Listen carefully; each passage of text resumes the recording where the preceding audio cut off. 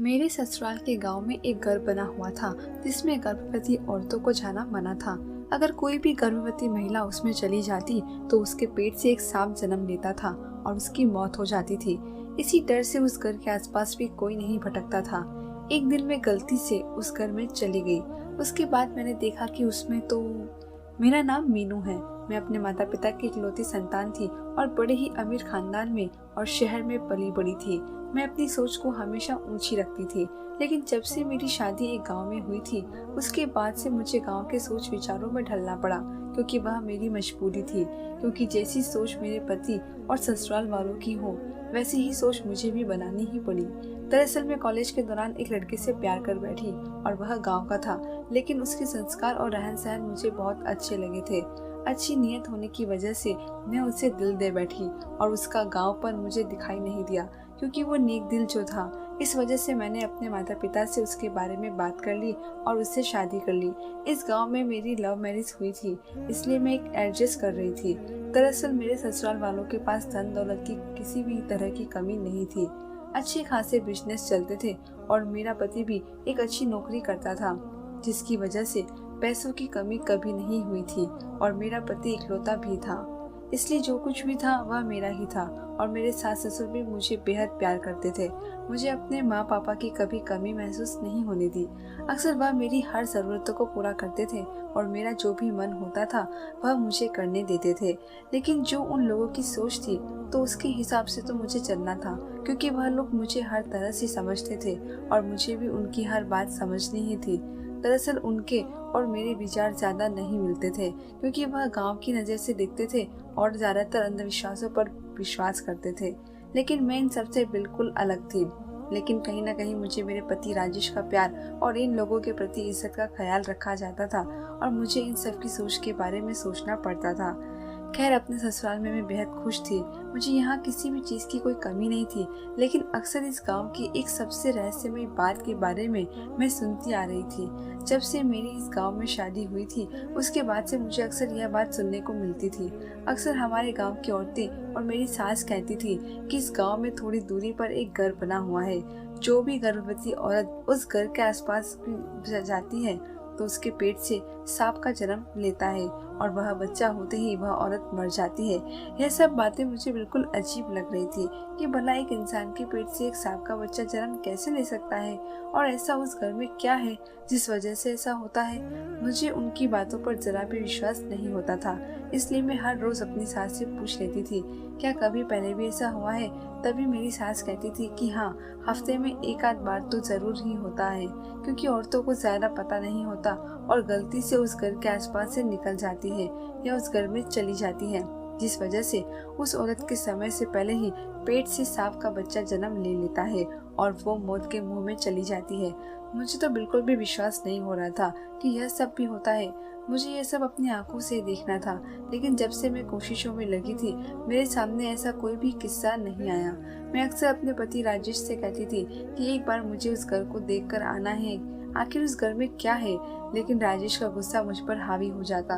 वह मुझे हमेशा कहता रहता, ऐसा तुम क्या करोगी, हमें नहीं चाहते, तुम किसी भी तरह का रिस्क लो और अगर तुम उस घर के आसपास भी गई तो मैं तुम्हें खो दूंगा और यह मैं कभी नहीं चाहता, इसलिए तुझे उस घर के आसपास जाने की कोई जरूरत नहीं है। राजेश के इस गुस्से भरे बोल के पीछे मैं अपने आप को रोक लेती और फिर वहां पर जाने का विचार हटा देती। खैर, ऐसे ही दिन निकलते गए। हमारे पड़ोस में एक औरत की नई नई शादी हुई थी। उसका शौहर यहाँ पर नहीं रहता था, वह काम के सिलसिले में इस गांव से बाहर शहर में रहता था और उसके सास ससुर भी नहीं थे, इसलिए वह अकेली ही रहती थी। इसलिए उसका शौहर जाते समय हम लोगों को उसकी जिम्मेदारी सौंपकर चला गया था कि उसे किसी भी चीज़ की जरूरत हो तो आप लोग उसकी मदद कर देना और मैं छुट्टियों में आता जाता रहूँगा और जैसे ही वहाँ पर मेरा काम जम जाएगा तो मैं इसे साथ लेके चला जाऊँगा। मेरे सास ससुर ने हाँ बोल दी और कहा कि तुम फिक्र मत करो, हम लोग आरती का ख्याल रखेंगे और उसके पास चक्कर भी लगाते रहेंगे और उसे किसी भी चीज़ की कोई कमी नहीं होगी, हम लोग उसकी मदद कर देंगे। इस वजह से आरती अपने घर का काम वगैरह समेटकर हमारे घर आ जाती थी, क्योंकि बेचारी अकेली अपने घर पर बोर हो जाती थी, इसलिए पूरा दिन बिताने के लिए वह हमारे घर आ जाती। मेरी सास तो अक्सर हम लोगों के पास नहीं बैठते थे, क्योंकि उन्हें तो बस टीवी में धार्मिक चैनल देखने होते थे। इसलिए हम दोनों ही आपस में बातें करते रहते थे। इस वजह से आरती मेरी अच्छी सहेली बन चुकी थी। अब उसे किसी भी चीज़ की ज़रूरत होती तो मैं झट से उसकी मदद कर देती और वह अपनी सारी बातें मुझसे शेयर करने लगी। एक दिन आरती हमारे घर आई और मेरे सास से कहने लगी, आज मेरे पति आने वाले हैं, इसलिए वह कुछ दिन रुकेंगे।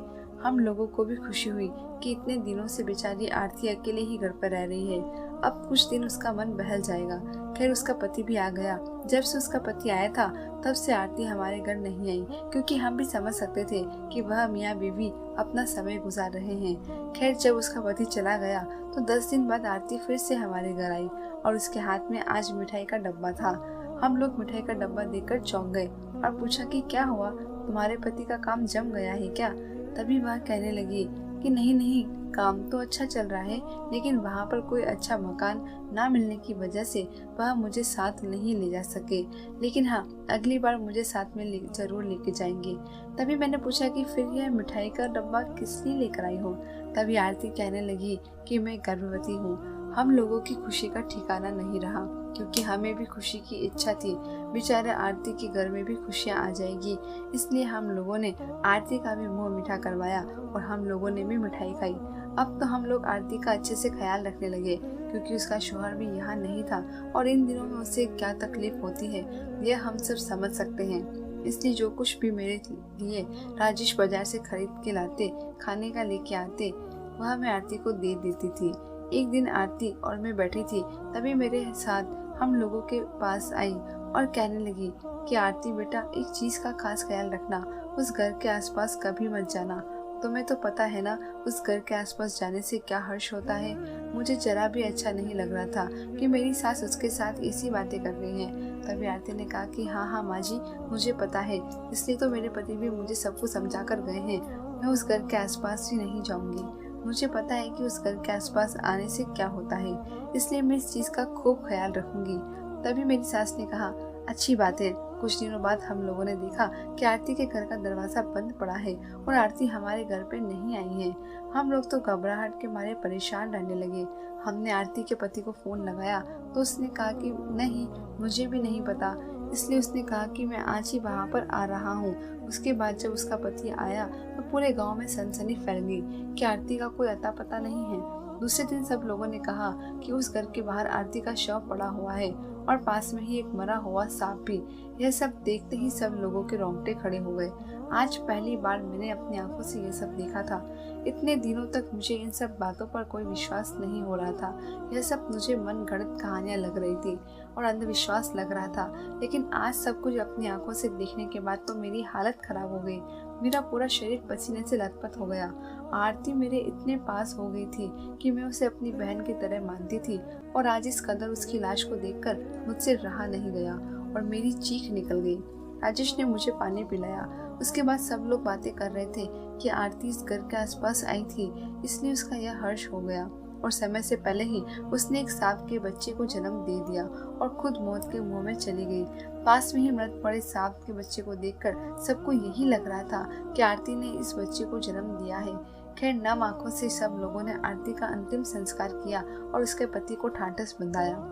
अब तो जो कुछ मेरी अपनी आंखों से देख कर आ रही थी यह सब मेरे चेहरे के सामने से हट ही नहीं रहा था।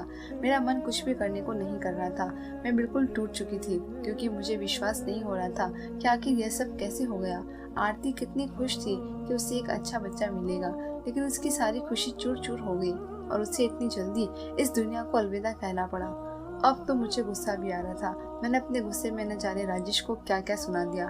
उससे कहा कि ऐसा भी उस घर में क्या है कि कोई भी उस घर के अंदर जाकर छानबीन नहीं करता कि आखिर हो क्या रहा है। सब लोग पुलिस को खबर करो। भला गांव में ही ऐसी आदतें सुनी है, शहर में तो अगर ऐसा कुछ होता है तो अब तक पुलिस अपनी कार्रवाई कर चुकी होती। भला ऐसे कैसे हो सकता है कि उसके घर के आसपास आने से ही सांप का बच्चा पैदा हो जाए और औरत की मौत हो जाए। मैंने आज तक ऐसा कभी कुछ नहीं देखा। तभी राजेश ने मुझे समझाया और पानी पिलाकर आराम से बिठा दिया और कहा कि यह सब तुझे समझ में नहीं आएगा, तू शहर से है ना इसलिए। लेकिन हाँ, यह सब हमेशा से ही चलता आ रहा है। और रही बात उस घर के अंदर जाकर देखने की, तो यह किसकी हिम्मत होगी कि वह इस घर के अंदर जाकर सब कुछ देख ले। सबको अपनी अपनी जान प्यारी है, इसलिए कोई उस घर के आसपास भी नहीं जाता। और सब औरतों को और पूरे गांव को आगाह किया हुआ था कि उस घर के आसपास भी ना जाए। लेकिन लोग जानबूझकर उसके पास जाते ही क्यों हैं, जिससे उन्हें यह सब भुगतना पड़े। मुझे तो गलती आरती की ही लग रही थी, वह घर के आसपास गई ही क्यों।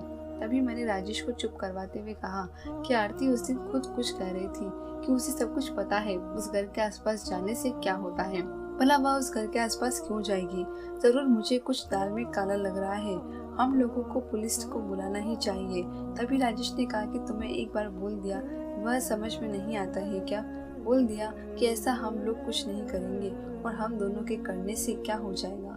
कोई भी गांव का आदमी हमारे साथ नहीं होने देगा। सबको अपनी जान प्यारी है, इसलिए अब तुम इस बात को यहीं खत्म करो। बस इतना दिमाग में बैठा के रखना कि तुम कभी उस घर के आसपास भी मत जाना, और खासतौर से तब ध्यान रखना जब तुम गर्भवती हो। फिर बातों ही बातों में राजेश ने मुझे चोटी काटते हुए कहा कि हम कब प्लान कर रहे हैं हमारा भविष्य। तभी मैंने राजेश से कहा कि मैं अभी इन बातों को करने के मूड में नहीं हूँ, इसलिए कृपया मुझे थोड़ी देर अकेला छोड़ दो। तभी राजेश ने कहा ठीक है, तुम फिक्र मत करो, थोड़ी देर आराम कर लो, तुम्हें ठीक लगेगा। फिर राजेश अपने काम पर निकल गए। लेकिन मेरे दिमाग में तो बस यही सब बातें आ रही थी कि बेचारी आरती के साथ ना जाने क्या हुआ होगा, किस कदर उसने क्या क्या सहा होगा, और भला यह सब कैसे हो गया। अब तो आरती का चेहरा मेरी आंखों के सामने बार बार आ रहा था। मुझे तो यकीन ही नहीं हो रहा था कि आरती अब इस दुनिया में नहीं है। लेकिन मेरे अंदर जो जुनून पैदा हो गया था उसे तो मिटाना अब शायद किसी के भी बस की बात नहीं थी। मुझे उस घर के बारे में जानना था, उस राज को सबके सामने खोलना था कि उस घर में ऐसा क्या रहस्य है और आरती के साथ ऐसा क्या हुआ।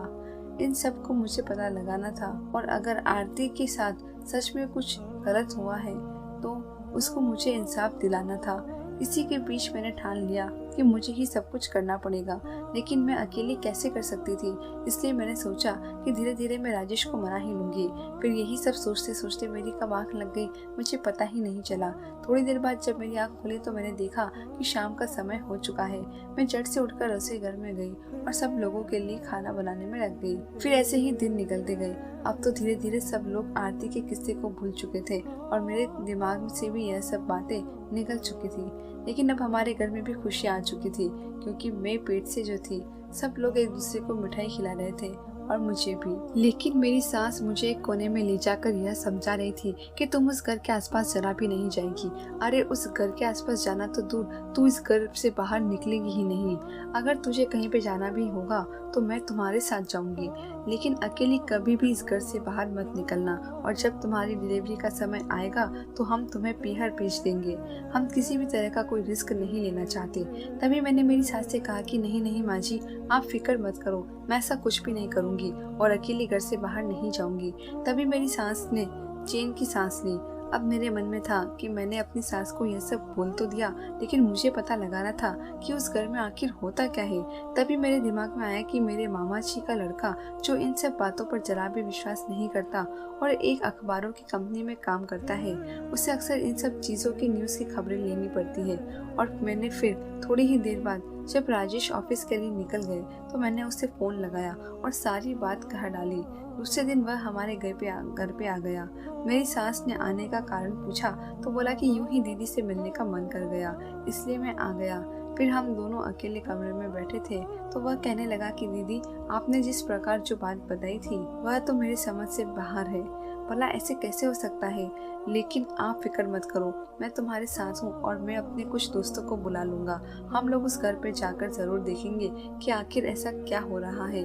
दरअसल मेरे मामा जी का लड़का वरुण बड़ा ही दिलेर था और इन सब चीज़ों के बारे में पता लगाना तो मानो उसकी हॉबी ही थी। और खबरों की कंपनी में काम करने की वजह से उसे ऐसी खबरों की तलाश तो रहती ही थी। वह तो बहुत खुश था कि अब की बार एक अच्छी खबर हाथ लगी है। फिर दूसरे दिन रात को हम लोगों ने प्लान बनाया, जिसको नींद की दवाई दे दूंगी ताकि उसे पता न चले, और हम लोग उसके घर पर जाकर देखेंगे कि आखिर होता क्या है। दूसरे दिन मैंने राजेश को नींद की दवा दे दी। मैं नहीं चाहती थी कि राजेश को किसी भी तरह से दवाई देना, लेकिन यह मेरी मजबूरी थी, क्योंकि मुझे इस गांव को पूरे अंधविश्वास से बाहर जो निकालना था। खैर मेरे मामा जी के लड़के और उनके दोस्त के साथ धीरे धीरे घर से बाहर चली गई और उसके घर के पास चली गई। वह लोग घर से बाहर अलग अलग जगह पर जाकर खड़े हो गए और फिर मैं उस घर के अंदर चली गई। घर में पूरी तरह से अंधेरा था, कुछ भी दिखाई नहीं दे रहा था। जब मैं थोड़ी आगे गई तो एक कमरे में मुझे कुछ आवाज़ें सुनाई देने लगी, मानो कोई आदमी बैठा फुसफुसा रहा हो। मैंने बिना कोई शोर किए धीरे धीरे कदमों से उस कमरे की ओर जाने लगी। तभी वहाँ पर रखा गुलदस्ता मेरे पैर से टकरा गया और वहाँ पर गिर गया। वह गिरने से शायद उसके अंदर जो कुछ भी था वह चौकन्ने हो गए और झट से उस कमरे से बाहर निकल गए। जैसे ही उन लोगों ने लाइट जलाई तो मुझे देख लिया और मैंने जो देखा उसे देखकर तो मेरी रूह कांप गई। मैंने देखा कि 2 आदमी वहाँ पे खड़े हैं। मुझे वहाँ अचानक देखकर कहने लगे, आप यहाँ क्या कर रही हैं? तभी मेरे मामा का लड़का और उसके दोस्त भी उस घर में आ गए। सब लोग वहाँ पर जाकर खड़े हो गए। उन लोगों के हाथ में धारदार हथियार थे। जैसे ही वह लोग हम पर वार करने लगे तो गांव के सारे आदमी और औरतें वहाँ पर पहुँच गए और उन लोगों को पकड़ लिया। वहीं पर मेरे सास ससुर भी पहुँच गए। जैसे तैसे सब लोगों ने उन्हें पकड़ा और पूछने लगे कि यह सब क्या है। तभी मैंने उन लोगों को एक एक तमाचा मारा और पूरी सच्चाई जानने लगी। तभी उनमें से एक आदमी बोला कि हमें माफ कर दो, दरअसल हम लोग लालच में पड़ गए थे। इस गांव के लोगों ने अफवाह फैला दी थी कि इस घर के आसपास कोई भी आएगा तो उसे सांप का बच्चा पैदा हो जाता है और वह मर जाती है, लेकिन ऐसा कुछ भी नहीं होता। हम लोग तो किडनी निकालने का काम करते हैं। दरअसल गर्भवती औरतों को उनके घर से उठा लाते हैं और उनकी किडनी निकालकर बेच देते हैं और उनको वापस से सील करके बाहर रख देते हैं और पास में ही जंगलों में सांप का बच्चा पकड़ कर लाकर उसके पास रख देते हैं और अफवाह फैला देते हैं कि यह इस घर में आसपास आई थी। वो इस घर के आसपास नहीं आती, लेकिन मरने के बाद वो कहाँ से गवाही देती। इसलिए सबको यही लगता था कि वह इस घर के आसपास आई है और जिस वजह से इस घर के आसपास आने की वजह से उसने सांप के बच्चे को जन्म दिया और वह मर गई। आज तक किसी ने हम लोगों को इस काम में नहीं पकड़ा क्योंकि कोई भी इस घर के आसपास नहीं आता था। हम लोग बड़ी ही आसानी से यह काम कर रहे थे। तभी मेरे माताजी के लड़के ने पुलिस को बुलाया और उन लोगों को रंगे हाथों पकड़कर पुलिस के हवाले कर दिया और कहने लगा कि हम लोग तो गांव के लोगों को बुलाकर लाए थे ताकि तुम्हारी नज़र से आज सच्चाई आ जाए। इन सब गांव वालों ने मेरे लिए तालियां बजाई। तभी हम लोग घर चले गए और सवेरे उठने के बाद राजेश को जब सारी खबरें पता चली तो राजेश को गुस्सा आया। उसने कहा कि अगर कुछ हो जाता तो क्या करती। तभी मेरी सास ससुर ने कहा कि इस पर गुस्सा मत करो, इसने जो किया है वह तो आज तक कोई न कर पाता। खैर अब राजेश भी मान गए और उन्होंने मुझे गले से लगा लिया। अब मैं अपने कमरे में बैठी थी। अब मेरी आंखों से आंसू थे। मैं बार बार अफसोस कर रही थी कि पता नहीं बेचारी आरती के साथ ऐसा ही हुआ था। सिर्फ आरती ही नहीं, आज से पहले न जाने कितनी औरतों के साथ ऐसा जुल्म हुआ था और सब लोगों ने इस अंधविश्वास के चक्कर में आकर किसी भी बात की खैर खबर नहीं ली। आज अगर मैं हिम्मत ना करती तो मैं जाने आगे भी कितनी औरतें इन सब का शिकार होती, लेकिन मैं सभी औरतों को इंसाफ दिला दिया और आगे होने वाले जुल्मों को भी रोक लगा दी। कल मेरे चेहरे पर एक सुकून भरी मुस्कुराहट आ गई। धन्यवाद।